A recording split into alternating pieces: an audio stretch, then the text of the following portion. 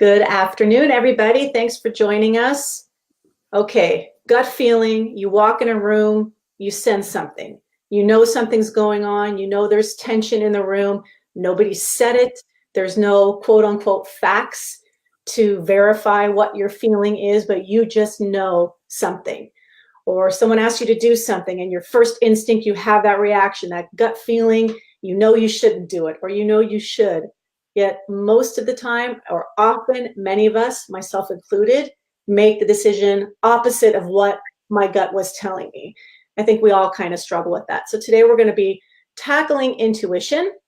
And with me today, I have Minerva Maharaj. I said it correctly, yes? Mm-hmm. Excellent. Okay, so let me tell you, I should have opened my phone because my description is on my phone. Sorry. Okay, Minerva is a certified life and spiritual coach, Reiki and Access Bars practitioner, and founder of Goddess of Wisdom Spiritual Life Coaching. She's passionate about working with women who desire to have it all: love, career, and reach the highest and best versions of themselves. Sounds like you're, speaking about me. And her signature private coaching program, it's called Unleashed, is a transformational retreat. It's called Eat, Meditate, Love. It's a coaching program and then a transformational retreat as well. Coaching program and transformational retreat. And it's known for producing the greatest amount of change in the shortest amount of time due to her unique coaching style. Thank you, Minerva, for coming on. I'm going to take my glasses off now. Of course, now everything is blurry. Tell me, I'm starting to not look at the camera. You're looking straight, just look straight ahead. Yeah. So tell me a bit about, that describes a bit what you do, but who's your client that comes to you? What does she, because it sounds like you work with women, what does she say to you when she gives you a call?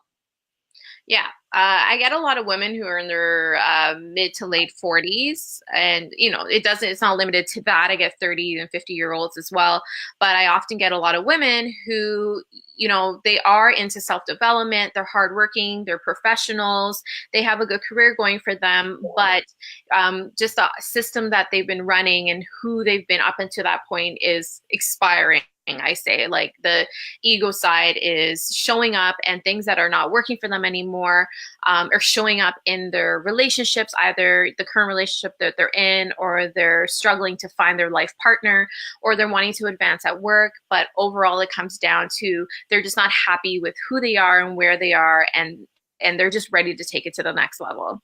Yeah, and it's not surprising to me, actually, that that's the age group.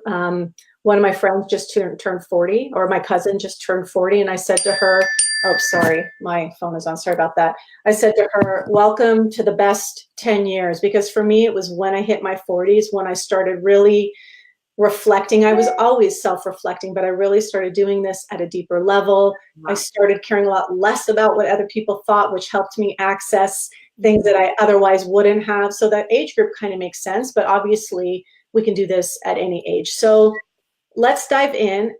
Intuition, the term is often I hear is women's intuition, but we all have intuition. Yes, men too. So yeah, of course, men too. So what is it? Is it that gut feeling that I was describing? It definitely is the gut feeling. Everyone feels it differently. You might feel in the gut. You may feel it even outside of you. Like, I feel it in and around me, like my shoulder area. What do you mean? Like, what do you feel? You feel like tingling, pressure? What do you mean? I just feel like the sensation of, it's like an energy or a message that I receive. Like, that's how I get it. It's not like a gift per se. Everyone has an intuition, and some people they see it. They may see it from their third eye, or see it up here, or they may have that gut quenching feeling in their stomach, or may even be in their heart.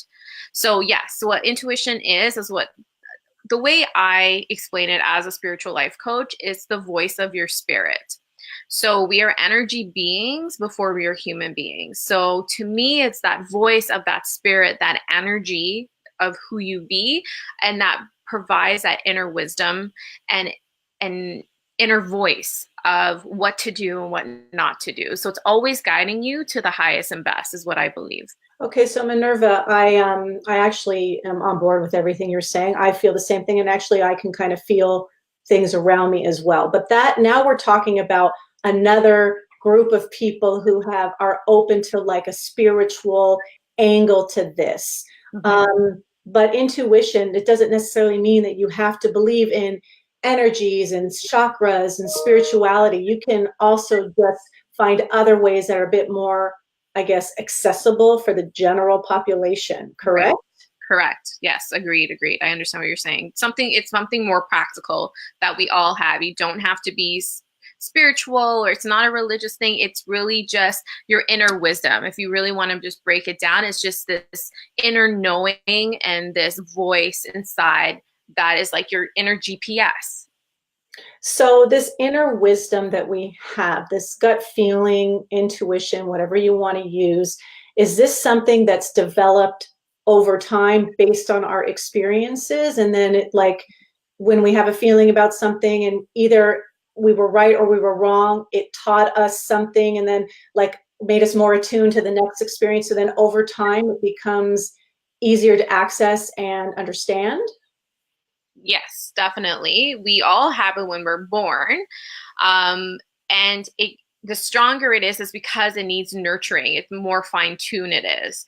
And if you have it up until now, like since you were a kid, there's very few of us who has that nurtured from our parents, from our caregivers, and from as we're growing up.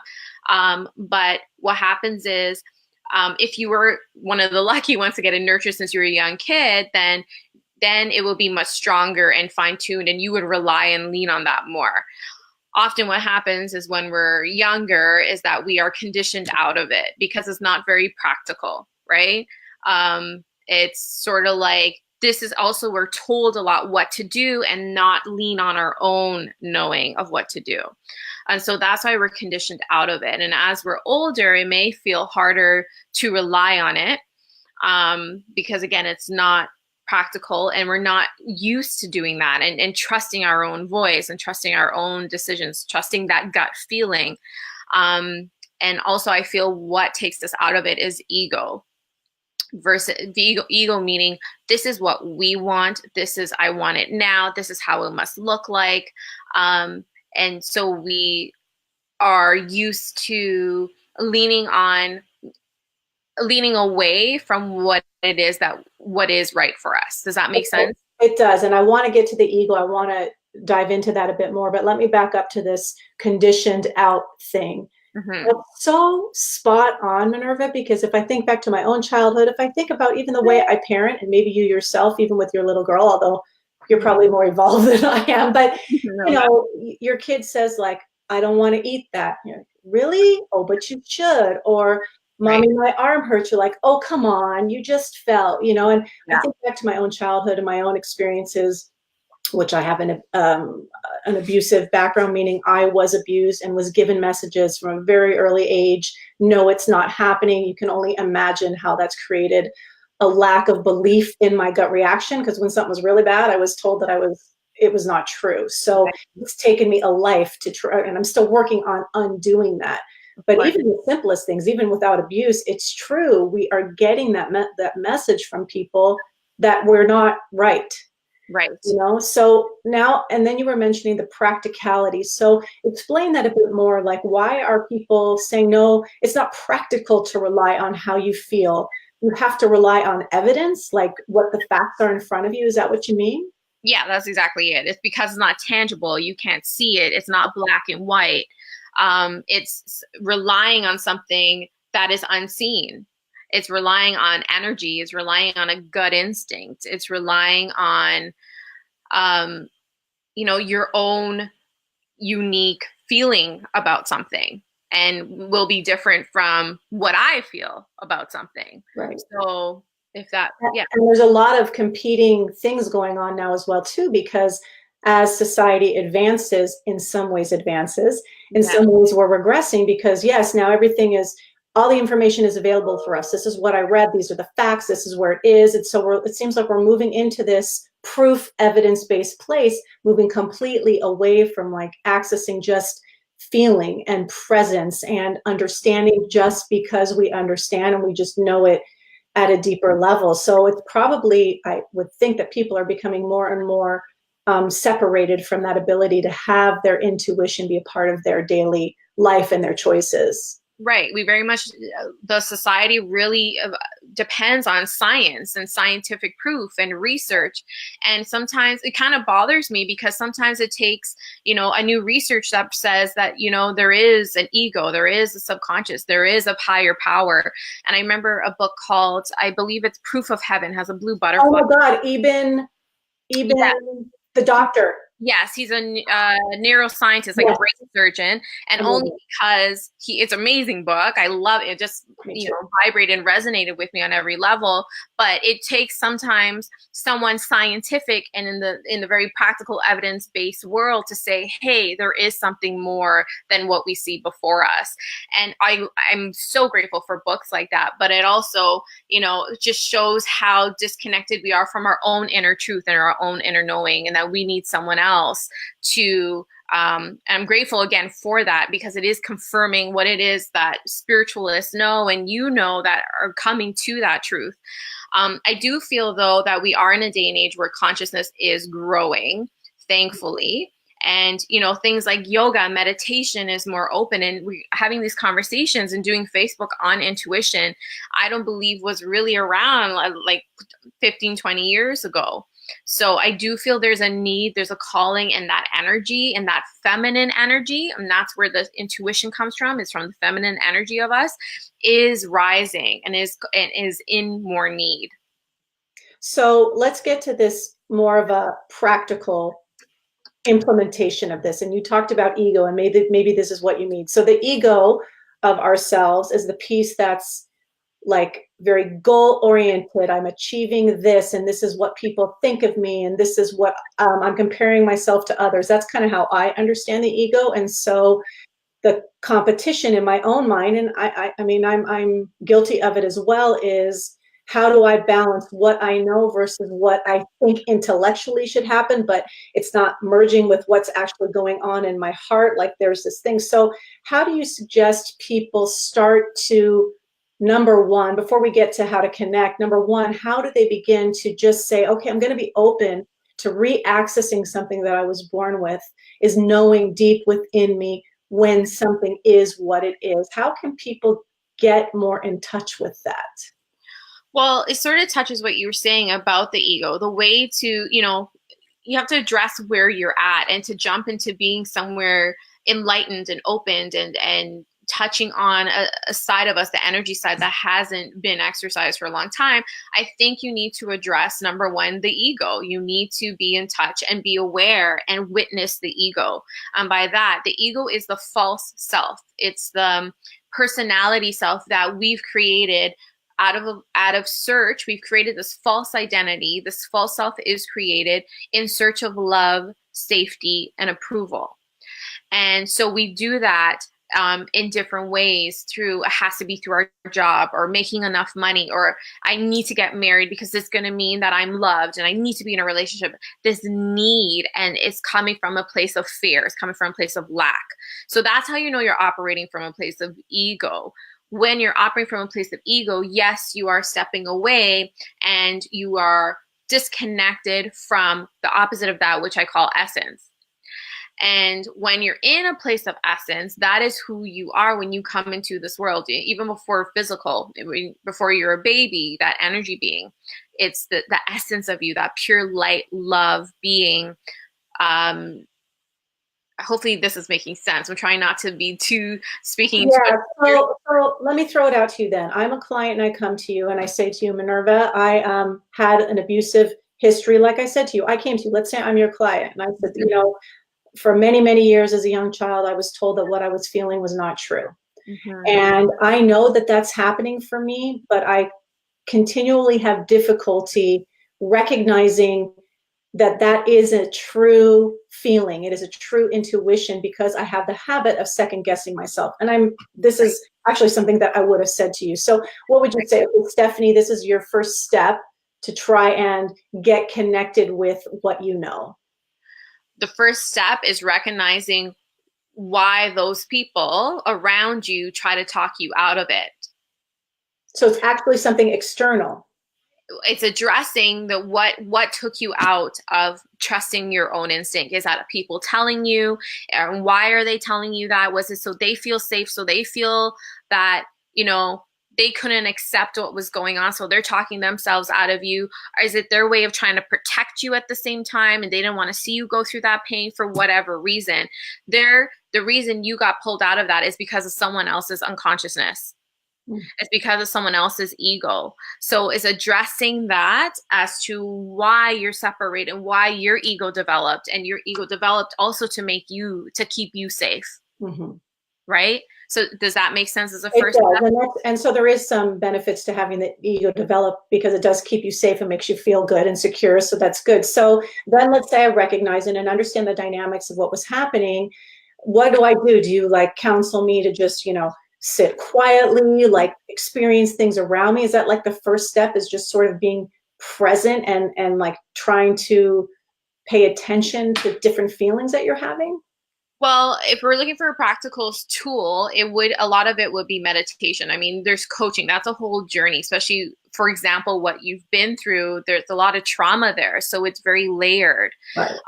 But one tool, whether you're at the beginning of your journey or you're in the middle or wherever you are in your journey, I always turn to meditation and just getting into that place of stillness, getting in that place of silence it's a great way to start witnessing the ego, start witnessing the disconnect from your intuition, your disconnect from who you truly are, the truth of who you are, disconnect of your inner wisdom, your own inner knowing. So by witnessing and getting into meditation, whether you're experienced or new to it, there's going to be stuff that comes up that's going to show you what you need to confront, what you need to deal with. And those are going to be certain thoughts. There's going to be certain emotions. There's going to be, some, you may feel sensations in your body, and there's always messages behind all of them that's telling you what needs to be addressed. But your inner wisdom is there, available anytime. It's not, whether you're a experienced meditator or you're new to meditating, it's there right now. You just simply start by closing your eyes and meditating. And then the second thing is really start looking and making a list of the times that you did know and you didn't know. That you did know, because we all know, like you were saying when you did the introduction, as you walk into a room and you just sense there's something going on, or, you maybe be driving, you're like, I should go this route. And then you go another route, and then you got stopped by, an accident, and you're like, damn it, I knew I should have gone the other way. So there's so many times throughout the day in like simple things that happen where we ignore our intuition, and we have that, I knew it. Oh, I knew I should have done this. Or I was just thinking about this person, and then here they are calling, or you see them, sending you a message, or you bump into them at the store. So that's all, it's kind of playing a game with your intuition. And I find, if you're having trouble connecting with that, it starts by just getting, when something's intangible like that, make it tangible. Start making a list of the times you knew you should have done that, or the times you did do it and it worked out, or the times you didn't do something and it didn't work out. Oh, so I like what you're saying, Minerva, and I'm going to wrap it up because I don't want to keep people too long. But I like what you're saying as well, because we do live in this practical world, and people. Do you have to go answer the door? No, I'm just going to try to quiet her. So sorry, can't continue. She's just interrupting this. Okay. So, I like that you went to this practical place, because as we were saying earlier on, everyone is so evidence-based and they want to know, tangible things and what's practical. So you really just kind of sifted down to that. And I think it sounds like sort of like a muscle, that when we have those feelings, we write them down, we start making a list. There's evidence, if we need it, that yes, we knew and we should have, which kind of helps us make that decision. And the more then we see that, I guess that lends to us trusting ourselves more, because we can see we were right. And then I guess it gives us the freedom or the ability to sort of let go a bit and rely on that a bit more. Because it will always lead you. It will never lead you astray. It will never lead you to do something bad. Whatever you consider bad, it will lead you to what you need in your next step in healing and your next step of enlightenment. And, because I believe we're all meant to live a life of joy. And despite our past and our circumstances, our intuition can guide us towards that. And if we just silence ourselves to listen to that guidance, it will help lead us to what it is we ultimately want, which I believe is peace and joy. Yeah, no, absolutely. Minerva, what a great discussion. I think we only tapped into it. I mean, I'm sure there's so many other angles that we could have gone. We'll do this again sometime if you're open to it. I would love to. Minerva's Facebook page, Goddess of Wisdom, I've tagged it several times. I will tag you again with this video. So if anyone's looking to get a hold of Minerva, that's the way to do it. She's in Toronto, but I'm supposed you do online stuff too? Yeah, I do a lot of virtual coaching on phone or video. Okay, perfect. And also that book that Minerva was mentioning, I'm going to find it. I have to remember the name as well. I actually think I might have it in my... Heaven, I believe. Huh? Proof of Heaven. Proof of Heaven, that's it. So I'm going to find that on like Amazon and post that link too. Yeah. Just so that if anyone was wondering what you were referencing, I'll post it up there. Thanks so much, Minerva. I really appreciate it. Oh, someone just made a comment. Lucy Paquette said, "Thank you. I recognize myself." Thanks, Lucy. Yeah. And thanks for that coaching that I just got. Yeah, anytime. Okay. So thanks again, Minerva. And I'm gonna give you a call in just a minute as soon as we hang up. Okay. Good. Okay. Take care.